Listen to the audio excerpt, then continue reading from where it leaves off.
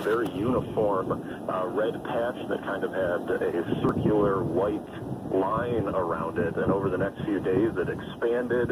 A few other patches showed up, usually starting with a small white patch that would then expand in a circle with leaving behind a smooth red patch in the middle, and they would heal over a few days or a few weeks, and then the process would start over again. Yeah, you've gone through this for a while. Was there any treatment?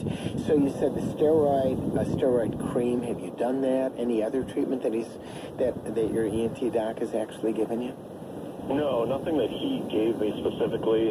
He told me that the limited amount of research that's been done on the condition, it might be related to stress, it could be related to dietary deficiencies, so he did actually have me take an over-the-counter zinc supplement. How about melanin deficiency? Steroid cream seemed to really help in terms of the duration and the yeah, of course, that cortisone work with anything. But later, you know, it's interesting. When we don't know something, and we're looking for something, we say, well, maybe it's diet. A lot of times, actually, it is diet. But often, there's not a lot of research on geographic tongue. There's not a lot of research on the flora in our mouth. You know, we have bacteria in our mouth. They are part of our life and our whole gut. And what we call the biome, which is the bacteria we live in, really affect us. And in fact, there are a lot of theories that go on that even now have to do with obesity and what actually is living in your colon. But looking at what's living in your mouth, I do have a couple suggestions. First of all, there isn't a lot of research. Well, I think there actually was some research, but there's no new research on exactly what causes it. But there are some interesting sort of ways to begin to deal with it. So there's a medication, first of all, called clotrimazole troche, which is a yeast medication. A troche is a lozenge. Fits in your tongue, clotrimazole troche. And I've had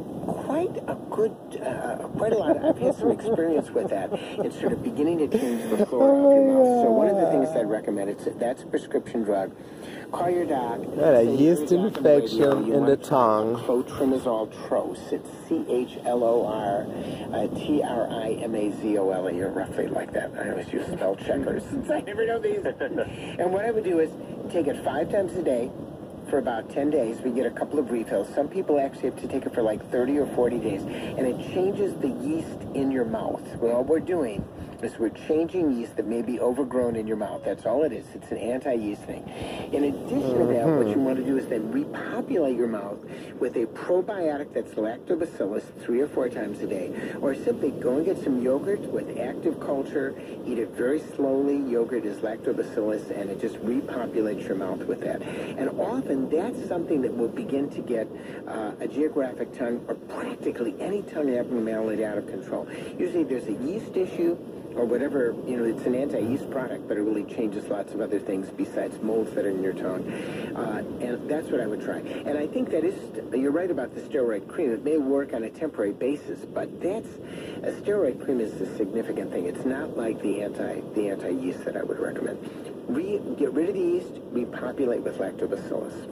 Perfect. Well, thank you for that. And then in terms of drinking a beer every once in a while I have a sore on that. Beer. My goodness, of course. Well, in Wisconsin, you know, we consider beer to be one of the 4 basic food groups. You know, and that's, you know, milk being one of them, beer being another one. I can't really remember the other 2 food groups. Corn being the 3rd one, and then what's the 4th food group? Do you know what the 4th food group is, Tom? Bratwurst. So you have to have that every day. But yes, I don't think there's any problem, you know, drinking a beer or drinking any kind of an alcoholic beverage. I don't see where that would really make a difference. I think what is living in your mouth is actually the issue with geographic tongue, and there's not a lot of research, and this tends to work. So let me know what happens. Perfect. Great. Thank you so much. You're welcome. Sure, Thanks for the call. Here's what a dope I am. You said, did you stick out your tongue and look at it? I tried to stick out my tongue. I can't see it. I'm not. Oh my God, these damn crackers. You know. Oh, don't worry about it. You got some shit that keep growing in his tongue. But they never associated with melanin deficiency. They got all these host of calamities happening to them.